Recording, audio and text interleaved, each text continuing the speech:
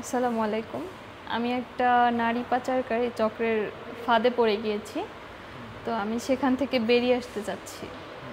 আমি থানায় রিপোর্ট করেছি, মামলা দিয়েছি, কিন্তু তারপর আমি হয়রানির শিকার হচ্ছি। ওদের সাথে আমার কথা হয়েছে, তো ওরাই হচ্ছে আমার পাসপোর্ট, ভিসা, ওরাই নিজেদের দায়িত্ব নিয়ে সব কিছু করে ফেলেছে।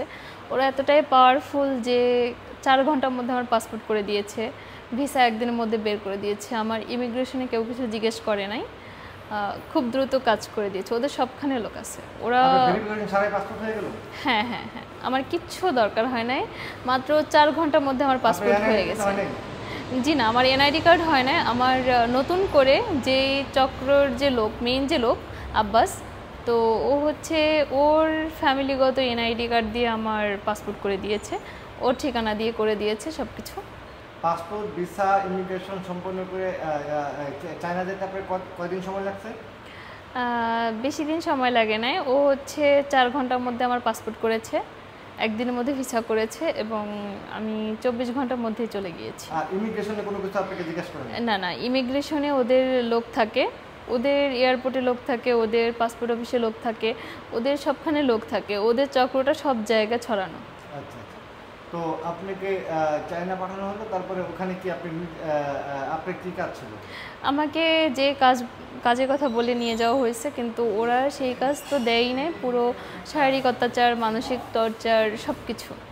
কিন্তু আমার একটা বোন এখনও এখানে আটকানো রয়েছে, ওদের আয়ত্তে রয়েছে, এবং তারা, আমি মামলা করেছি দেখে আমাকে হুমকি দিচ্ছে, মেরে ফেলার হুমকি দিচ্ছে, ওপেন থ্রেট দিচ্ছে। যে ওদের এতটাই ভয় নাই যে ওরা ওপেন থ্রেট দিচ্ছে আমাকে মারার।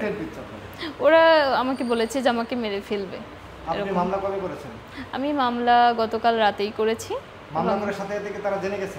হ্যাঁ, ওরা জেনে গেছে। কিভাবে জেনে গেছে আমি বলতে পারবো না, কিন্তু এটা পর্যন্ত আমাকে বলা হয়েছে যে থানা থেকেই হয়তোবা ওদেরকে কেউ ইনফর্ম করেছে, এবং ওরা হচ্ছে থানা থেকে এই জিনিসটা ক্লোজ করবে, সেটাও আমাকে বলেছে। হ্যাঁ, এবং কি বলছে, হুমকিটা কি দিচ্ছে সেটা? হুমকিটা দিচ্ছে যে আমার মতো মেয়ে এগুলো করে টিকতে পারবে না। বলছে যে আমি 2 লাখ টাকা খরচ করলে ওর মতো মেয়েকে যে কোনো জায়গায় মেরে ফেলে দিতে পারি আমি, এটা বলেছে। সে বলেছে যে আমি হচ্ছে যেই থানায়, শাহালি থানায়, মিরপুর 1 শাহালি থানায় হচ্ছে আমি প্রথমে একটা অভিযোগ দিয়েছিলাম, এবং পরবর্তীতে আমি মামলা দিয়েছি। তো সে বলেছে ওই থানার ওসিকে দিয়ে আমাকে ধরাবে, ওই থানার ওসিকে দিয়ে মামলাটা খালাস করাবে, এরকম বলেছে যে আমাদের কিছুই হবে না।